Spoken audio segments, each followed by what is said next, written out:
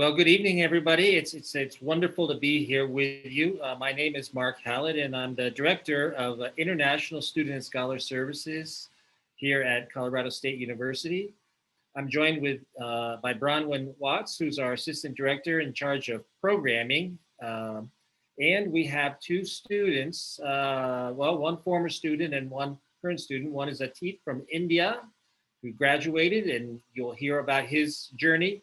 And also will be joining us a current student from Italy. Her name is Elena, and she'll be talking to us.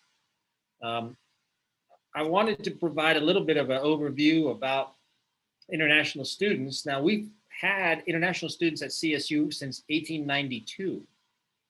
Of course, those were very small numbers in those days.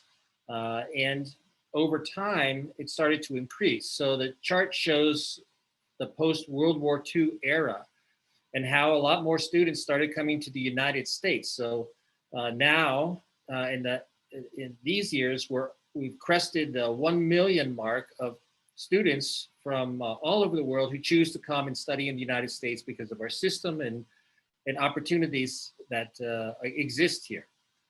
And there's more and more students in this trend line who are crossing borders to study. So it's gone from 2 million up to 5 million. There's a lot of mobility within regions. So other countries are also big hosts, like Australia and the UK, France, and other countries are coming up, like Korea, China, Japan, and others.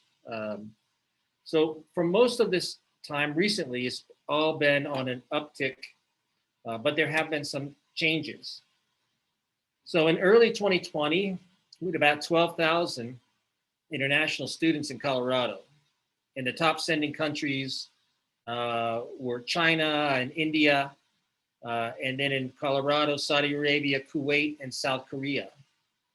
We also have more and more Colorado students studying abroad, and our office also handles outbound students, and we'll talk about that. The top countries there are the UK, Italy, Spain, and France.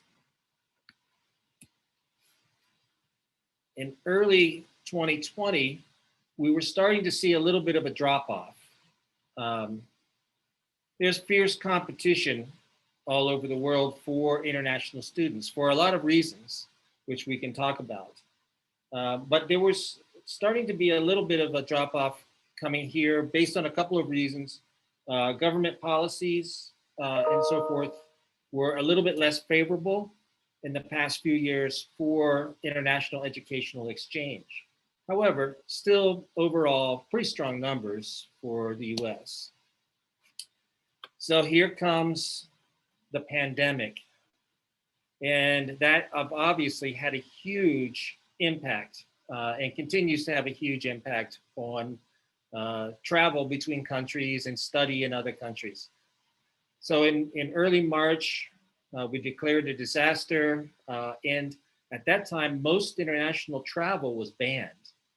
And of course, depending on where you were and what you were doing, either as a student or a visiting scholar or someone who was overseas, that really had a huge impact on you.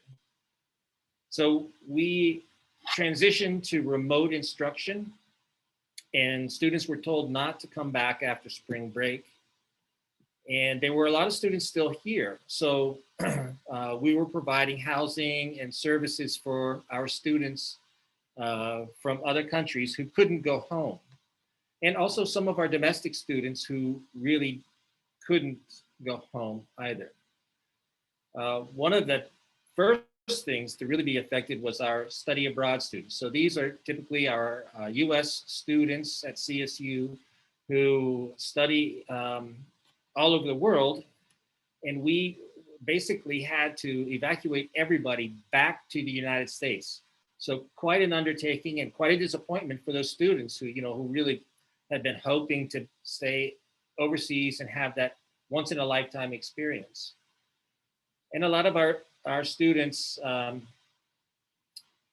were able to leave to go home, but many, chose to stay here for academic or other reasons. Maybe they were going to graduate and try to, pursue their career. Obviously, this had an effect on our enrollment. You can see here the past decade of enrollment showing graduate, undergraduate, and total international student enrollment at Colorado State University. In 1 year, we dropped 20%. And of course, we've dropped from our high point in 2017 of over 2,000 students down to around the current 1,500 students. These are our top countries of international students at CSU. And you can see the last few years, we really have had a bit of an impact in terms of a decline. This is unusual for us because it's been pretty much a steady increase during my 25 years here, but a lot of things, are happening at the moment, which make this a little bit more difficult. But I also think I'm pretty optimistic that once the pandemic is over, we're going to see a pretty strong rebound in the desire to come and live and study in Fort Collins. So the sort of twin challenges that have impacted us the last couple of years, the pandemic obviously has shown it's decreased our enrollment, but there's also been financial impact on the institution because students pay tuition, and out-of-state tuition, of course, helps to support opportunities for scholarships for our own domestic students and so forth. We had to go to online courses and a hybrid of online and face-to-face. One of the big impacts, and I'd say last spring, summer, and even into the fall, and even a bit now, that we've been dealing with here in the office is the loss of campus employment of our international students. So you'll see them working in the Laurie Student Center and in housing, in academic departments, and student-facing offices all over campus. But when we went remote, a lot of those jobs disappeared, and students really, that was a pocketbook issue for them. So that was a time where we really needed to figure out how to help students with that financial need. I'll talk about that in a moment. Also, it was a tough time to be graduating, not just if you're an international student, but for all of our CSU students, because the job market obviously has fallen away. Now, there were travel restrictions that have impacted students. Whether you want to go home or you can't get home, or you want to come here and you can't get here, those travel restrictions are varied. Whether you're from the Schengen countries of Europe, or you're from China, or wherever you're from, there were a lot of different and rapidly changing kinds of things, depending on the impact of the pandemic and so forth.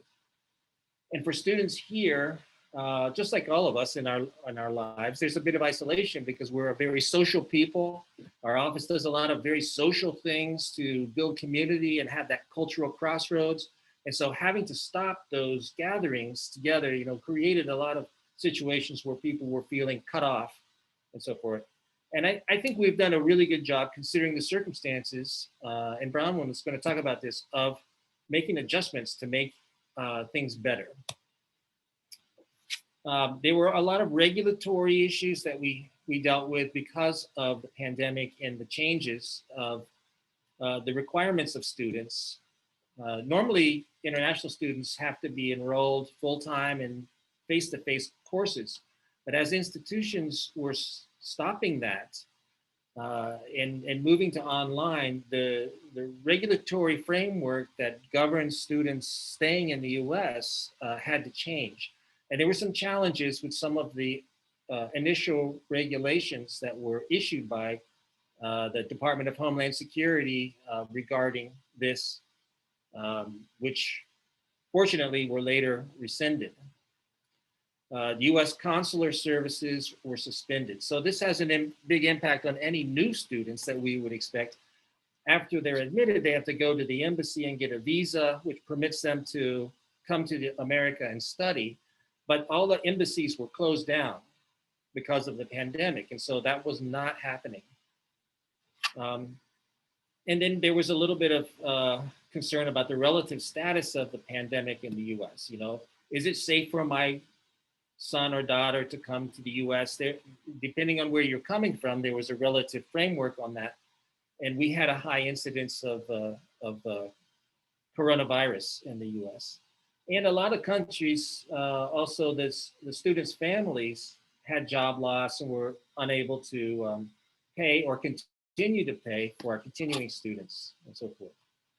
One thing I want to mention here is I talked a little bit about the big impact of students who are here and then losing those jobs, which they on campus that they use to pay for study. We were fortunate that there was a donor to the CSU RAM Aid, who gave a significant anonymous gift for emergency scholarships. And we utilized that for a lot of our students, and that helped. We also have something called the Roy Mongelli Fund in our office, which was established by a community volunteer who's here and very active in our Fort Collins International Center, community organization that does a lot with our students, who has established a fund for emergency crisis grants. And we utilize that heavily to the point where we need to replenish those funds. But that really helped a lot of the students, and we were very grateful to be able to do that. And then finally, I mentioned some of the regulatory issues. We were quite involved with a lot of advocacy efforts. President Joyce McConnell here at CSU has been supportive in issuing statements in support of our international students in opposition to some early ICE regulations, which were later rescinded. We were at the Office of International Programs very involved in writing background papers for both the CSU leadership, our congressional delegation, and also the Colorado Attorney General, who joined in a couple of lawsuits in support of international educational exchange. So it's been a really interesting time in the office. So with that, let me just say that we, for years, have considered ourselves a cultural crossroads. And we've had a lot of town gown connections. And if you listen to a lot of our international student alumni, they will talk about their connections with the office and also with the community in all of the programs that create that crossroads so they can meet other people and have a wonderful experience here. So we wanted to do whatever we could in order to make that happen. And my colleague Bronwyn has done a fabulous job, and I'll let her tell you about it. I think you have one more slide first. Oh yeah, okay. So just to say, the office had to transition like everyone. We were doing virtual advising. We're doing virtual programming. So the advising we do is like regarding immigration and how to negotiate the university and figure out how to be successful here. We created a bridge program, which means sometimes students weren't able to come here because of the travel restrictions, but they were starting their education from abroad. And I think we were pretty creative in order to make that happen. We also created a program that we could pay students as graduate assistants even while they were overseas when they were starting. And that was something new for us and a real breakthrough. And maybe I'll just leave it with that. I think you get the picture of, sort of a tough and challenging year, but a lot of creative responses to that. All right, thank you, Mark. So as Mark mentioned, we had to get very creative when things shut down in March. All of our in-person programming ceased immediately. And so we started putting together, the first thing that we did was a series called Be with OIP. That event had a number of different things that we were working on. So we had a couple afternoons that were just casual coffee and conversations. People could drop in.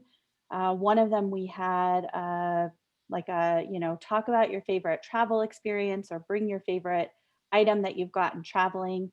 So it was open to both education abroad students and international students, and was just a really good space for people to come together and chat. And that happened a few weeks after things shut down, and then about a month later. We also had a Zumba event, which was really fun and a great way to get active when a lot of gyms were closed, and for people to be creative about how to get active. And then we also did a trivia event. And that was just one of our most popular events, which spurred some programming that we continued through the fall semester and are continuing to use the model now. So our trivia nights were another program that we did. Those ran either once a month or actually sometimes twice a month in the fall semester. They were really successful. Actually, most of the images that you see at the bottom are from our trivia nights. So of course, all of our programs were on Zoom. So Zoom images were everything. This is what we saw for all of our programs. It was a really great time for international students, our community members, our faculty and staff, our education abroad students, just anyone who wanted to come. We had a lot of people from a variety of places come and join us for those events. We also did a Getting to Know Colorado series, which was something that I think is just a great program for us to do in general, but hadn't come to us prior to this. So we did 3 great programs in the fall. We did one on the Cameron Peak fire, which was just really timely with everything that was happening. So we had a Forest Service person come who actually has had just a lot of experience, talk about what was going on. We also did 2 of our most popular programs were the Wild Side, where we talked about wildlife in Colorado. We had a local wildlife tracker come. We had some folks from the local Audubon Society join. And we also had someone from the City of Fort Collins Outdoor Spaces. So they talked about wildlife and how to explore outdoors safely. We also had folks from the CSU Environmental Learning Center. So that was a really nice program. And then we had the night sky. So one of CSU's environmental science professors has this hobby where he has all this astronomy equipment and is just super knowledgeable. And so he did a program for us on the night sky. And he did it at a really opportune time. There was a lot of cool stuff to see in the sky. And so he used a neat program that was kind of like using a, oh my gosh, I can't think of the word, but when you go into a theater that does a planetarium, it was like having a planetarium on Zoom, and that was really, really fun. We also, that is going to continue into the spring semester. So we have one lined up for winter sports.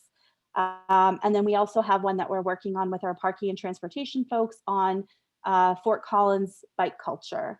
So those are things that are coming up, and we're really looking forward to them. We did a number of cooking videos. So we have obviously this great international population that we were able to reach out to, and they were able to provide us with some really wonderful recipes, and they did videos for us, and then our staff edited them. So on that link that is on one of the previous slides, that actually has all our virtual programming, but you can learn how to cook paneer tikka masala. You can learn how to make pasta, chiles rellenos, sweet and sour pork, and I think there's maybe like 5 more videos. So I highly recommend you check those out. They're a really fun thing that we got to do. And then we've done some game nights. So we've had some of our student leaders do Among Us, which is a really popular game right now. We are planning on taking the trivia night, doing that again, also adding in some different games like bingo, maybe fishbowl. And yeah, just everything is on Zoom and we try to make it as fun and creative as we can. And we've had really good engagement. When I talk to other institutions, they struggle with their engagement, and our events have had some of them are small, but we get anywhere from 20 to 50 people engaging with us at these events, and like I said, from a variety of different places and ages, from our very young students to our much older community members, and we really have enjoyed that. So thank you.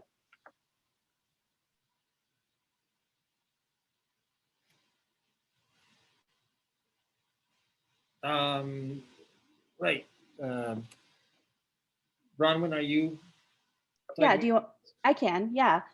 So in the fall semester, life on campus was very different, certainly, than it had been in the past. Um, any student that was coming in from another country was subject to a 14-day quarantine requirement. So in some cases, they could quarantine in their off-campus apartment if they had one. And if they didn't have a place that they could safely quarantine, CSU did have some limited rooms available that they were able to use. And they also provided dining options. For $20 a day, CSU would deliver 3 meals to the students in quarantine. So this was a really good option. And the cost of the housing for students that did not have a housing contract was pretty minimal for those 2 weeks. If students did already have a CSU housing contract, that was free, and they just had to cover their meals. The student health insurance plan also covered and still does cover a number of different COVID-related expenses, including testing, any visits that come up as a part of, suspecting that they have COVID, or treatment, and any treatment, if they are testing positive. So life on campus did look very different, and of course, masks everywhere. And I believe now we are moving on to our student panel. So if you can go to that slide.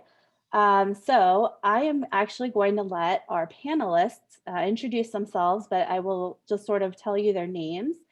So we do have Atit from India and Elena from Italy. And Atit, I'll have you go first. But if both of you could tell us just a little bit about yourselves. I mean, we have a little bit of information here, but please let us know where you're from, what you studied while you were here, and maybe why you chose CSU. And Atit, I'll have you go first. Sorry, could you repeat that again? Yes. Sorry. No, it's okay. So where are you from? Okay. What did you study at CSU? Okay. And why did you decide to come to CSU? Okay. All right. Hello. Good evening, everyone. My name is Atit. I am from India, and but that's where are you from? Okay. What did I study? I studied I pursued my master's in computer science. I graduated in December 2018. And why did I choose CSU? Because it was close to the mountains. That was the first thing that I looked at, and my professor also, from my professor in India also recommended CSU because he knew about the courses and the programs that were offered, and the reputation that the university had, and yeah, I think I am proud to be a CSU RAM. That's awesome. And Atit, what exactly do you love about the mountains? Oh yeah, you can see that in the pictures. It's snowboarding. So I can say I'm a little more obsessed with snow sports. Over my time in CSU, I took about 2 years to pursue my master's. I pursued my thesis. One thing that kept me fit and kept me really focused onto my education and a change every weekend was snowboarding. So you work for 6 days, and the seventh day I used to just take a day off and just drive to the mountains and just snowboard. So it was yeah. That's why I'm back in Colorado now. Awesome. Thank you so much. And actually, maybe do you just want to let people know, because you are a graduate, so Yes. you did go on OPT, which Yes. is work authorization post-graduation, but you Yes. are now on an H-1B. So if you just Yes. want to let people know Yes. where you're working now. Yes. So I completed my courses in May. So I was approved for a CPT authorization. I was working for a company in Fort Collins for about 10-11 months, and then I pursued my OPT, optional practical training, with Dish Network LLC. So I work as a video software engineer that maintains the video stack for Sling TV. So, Awesome. and now I am away from OPT. I've changed my status to H-1B. So, yeah. And just for anyone attending, those are all forms of work authorization Yes. that you can get as a student, or then with the H-1B as an employee. Yes. All right, so Atit, we will come back to you. Elena, if you could hop on and introduce yourself, let everyone know what you are studying and why you decided to come to CSU. Yes, hi everyone.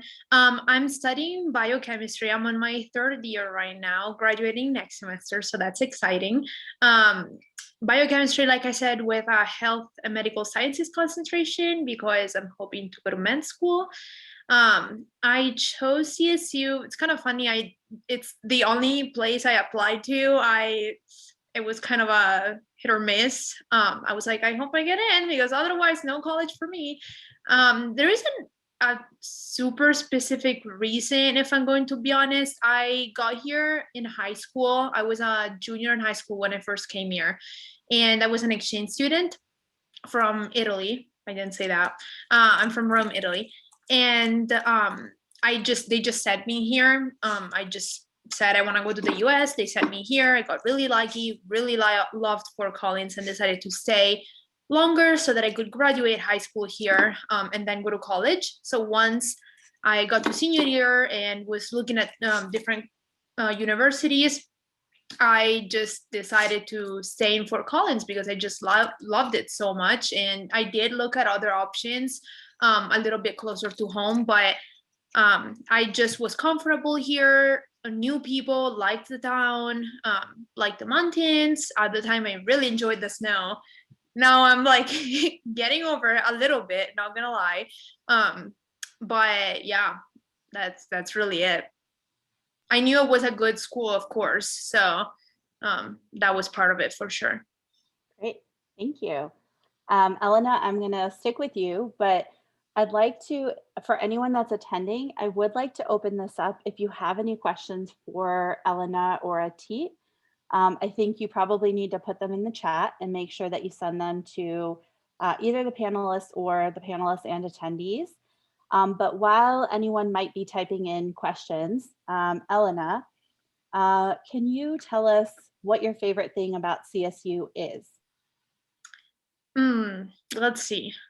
I like that it's a pretty big school because, I don't know, I'm such a people person that I definitely enjoy being around so many people, and just kind of even just seeing so many people around. Well, I guess now it's a little different because COVID, not as many people are on campus, but definitely it's a big school. I like that.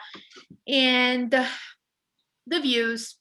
I remember my freshman year, I lived in Academic Village, and I would have to kind of cross, well, not quite cross the IM fields, but walk along the IM fields a lot to go to class. And I would just always be shook every day at how pretty everything looked, because there's a really good view of the mountains from the IM fields. And so walking there every day, I was like, how lucky am I? Awesome, thank you. And we do have a question. So this, I'll ask both of you, but Elena, you're here now. So what is a cultural difference that you've noticed about Colorado? Compared to Italy, sorry, that was my puppy. Compared to Italy, I would say a really big thing is that Nova. Oh geez, sorry. Compared to Italy, I would say a really big thing is the fact that I had a host family when I first got here, and for the first 2 years. And something that was really different, it took me a second to get used to, was the fact that we're in Italy, we're very into having meals together, just kind of sitting down at the table and having that time to just kind of all come together, mostly at dinner and catch up on everyone's day and stuff like that. And then here it's a lot more, I mean, people are still family oriented, but it's a lot more, everyone just kind of does their own thing. And that was more of a family life difference. As far as culture goes, I did notice that people are just very nice in general.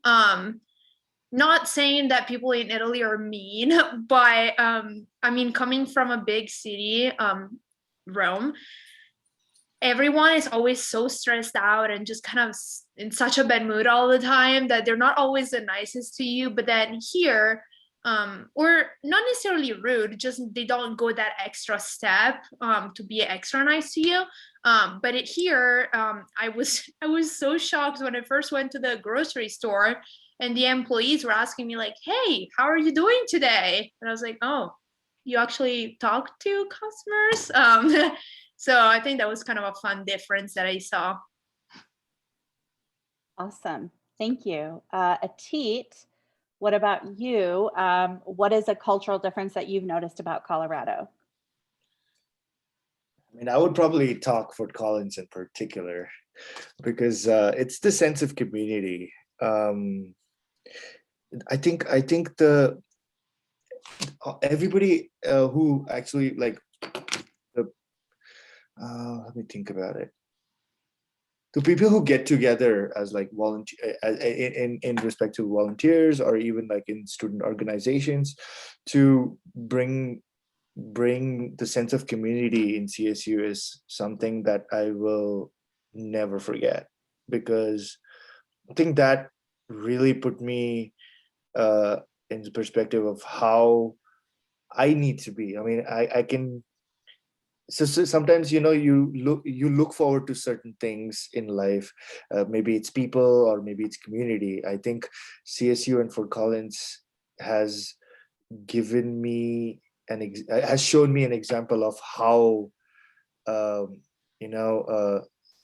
how you can be a part of a process of a better um, and good social being. So I don't I mean I'm giving a very hazy answer maybe, but I am very thankful of my time in CSU because I think that has changed who I am as a person. And the little things that you see, like you help elderly person in the bus, or even when I skidded off the road during a very strong blizzard, everybody just came together and just helped each other, and that was in Colorado. And that's one of the examples I can say. And when I actually even messed up my ankle when I was backpacking, and the amount of people who came to you and asked for help, like, do you need help? Just those questions that were asked is, I was not used to it. And I mean, I'm not blaming India for it, because India, there are a lot of people and there are different problems, just like what Elena mentioned. Those small things actually help me be a better person. So I think that's the cultural difference that I want to definitely mention here about Colorado and Colorado State University. That's great. Thank you. Atit, since I have you here, and I just want to remind anyone, if you have any questions, please feel free to type them in. Atit and Elena are very open to answering questions. They're really awesome. And so They would love to answer questions that you have. While we wait for anyone who might have questions, what was your most memorable experience while here at CSU? There are many actually, but I will probably talk about the one with international programs. That's the first. So before the pandemic, international programs used to host a ski trip for international students that happens in February. And at my time, I think was in 2016, I think, the international programs had planned for a ski trip to Eldora, and that was the first time I got a chance to snowboard, and it was a half day of class and half day you could do whatever you want, and I think that is one of the most memorable moments for me with international programs, because that whole experience of the members of international group helping you, trying to help you find your gear, and put everything together, and put it almost felt like I was a kindergartner who was trying to go for a dance or something, but it was amazing. and I promised to myself that if at all I get a chance to be in Colorado, I will help them with their ski trips, or not only ski trips, every other plans that international program has. So that's definitely my memorable moment with international programs. Awesome, thank you. And we appreciate you have been with us subsequently on those trips helping us, and we definitely appreciate that. Yeah, thank you. I'm glad to be there. Yeah, thank you. Elena, what about you? What is your most memorable experience here?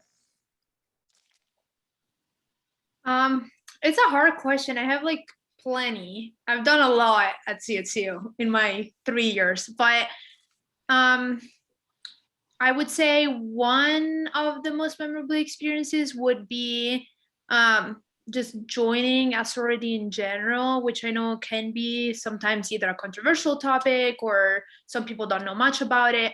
But it really did give me an opportunity to meet a lot of people and build a community, and also offered me leadership. So that was a really cool experience. Well, I mean, it has been, it's not over yet. Or also just in general, all of the people that I've met and just the friendships I've made and connections that I've made just through classes. I think, some of my really good friends now I met at CSU through my classes, and we've been friends for years now, and we keep helping each other out. Just, I don't know, it's really cool how you get to build connections. Great, thank you, Elena. And while you're here, we have another question. To what degree do you feel torn with being so far from family and friends, yet loving your new friends and the life you have built here? And this is in the chat, so if you can't follow. That's a really good question. It can be hard at times, but I definitely don't regret coming here and making this decision at all.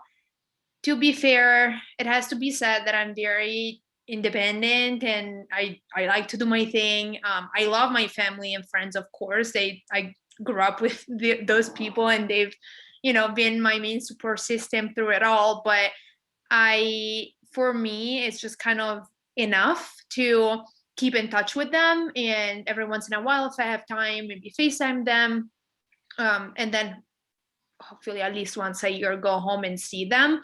So I do think, sometimes you kind of have to make hard decisions, and of course there is like no right answer. It's not like on like which one is better. Like I can't say that being better it's better to be here or to be home.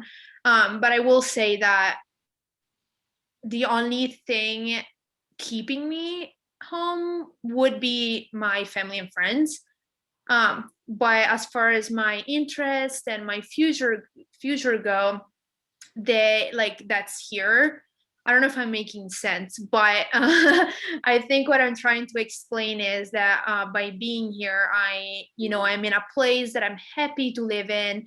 I built a community. I won't be living with my family forever. Even if I stayed in Italy, at some point I would have had to start my own life and kind of go my own way. So I think I just did it a little early. I was like 16, but but I still did it. And yeah, like I said, it's always very important for me to go home. And at times it can be hard for sure when you don't have those people to be there for you all the time. There's an 8-hour difference. So if I have an issue with anything, like a problem, I'm feeling sad, I don't have those people there for me, but you get used to it. Thank you, Elena. And it did make complete sense, is what she responded. So, Okay, good. Atit, same question for you. To what degree do you feel torn with being so far from family and friends, yet loving your new friends and the life you've built here?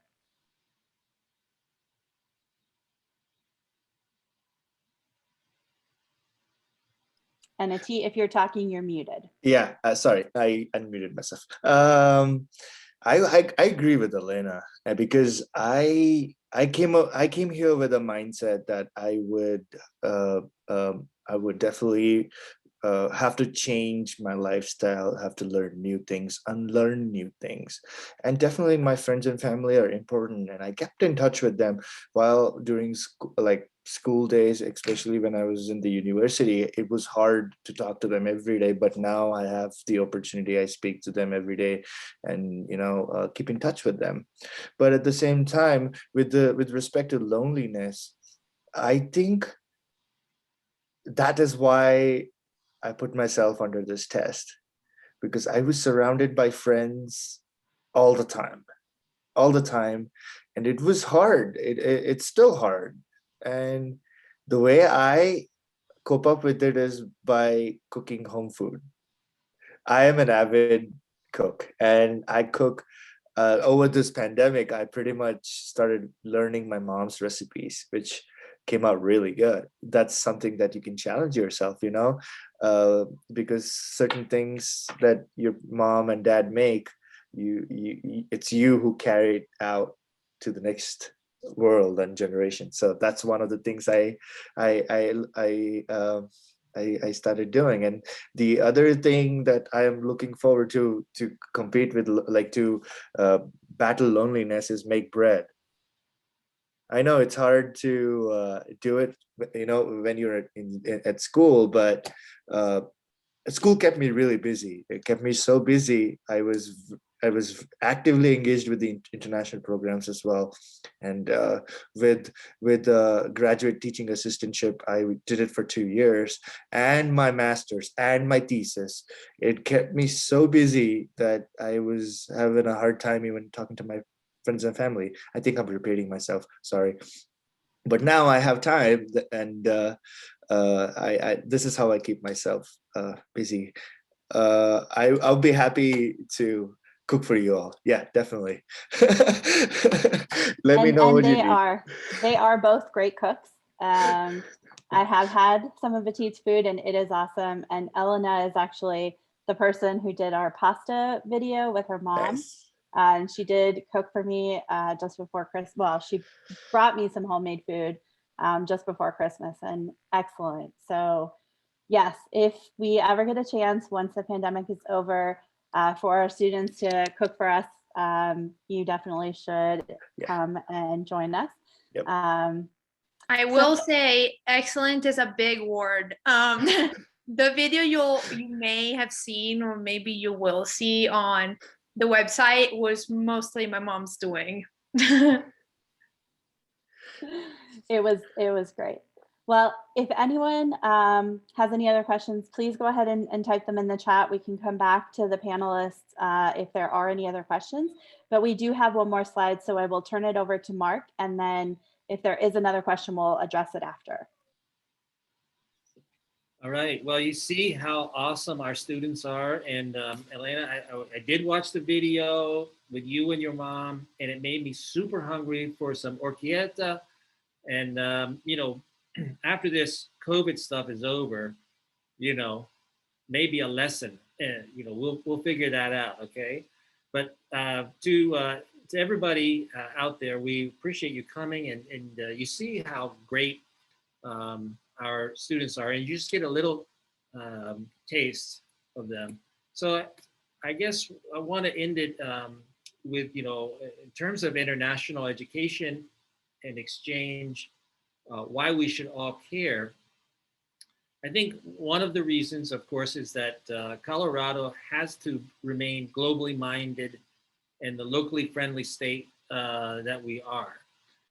That's very important because we do live in the interconnected world, and people share values across cultures. And I think some of the things that you've heard today, you know, give you a glimpse of how that impacts people. And if we had our local students or community members on the panel too, you would have heard their perspective on the importance of that. Another reason, of course, is that international students contribute to the over $1.4 billion in research conducted at Colorado institutions of higher education.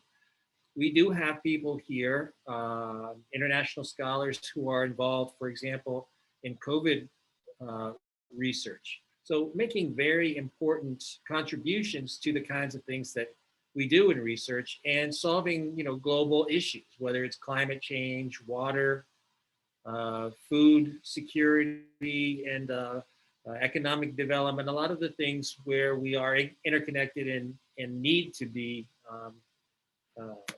collaborating globally. Of course, you see a little bit of the glimpse of the cultural diversity and the global perspectives that add to our campus.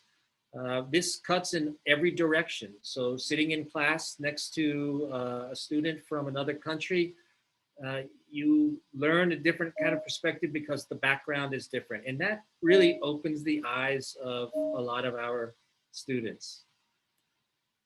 There's an economic impact. The international students in Colorado contribute over $500 million annually to the Colorado economy. And that's just not tuition or rent, but cars and computers and the multiplier effects that that means. And in fact, in the United States, international students are the 5th largest service export in the United States. And then finally, international students help prepare Colorado's next generation global workforce by enabling them to feel comfortable and competent in these enterprises. So international students are important, and they're a lot of fun. They're very cool. So we're really lucky to work with our international students. So I don't know if we have any more questions or. We do not right now. Although I would just like to say hello. One of our attendees is a recent CSU grad, Hussein, and he is in Saudi Arabia. I don't know what time it is there right now, but I'm going to guess it's like somewhere between 3 and 5 a.m. So hi, Hussein, and thank you for joining us early in the morning.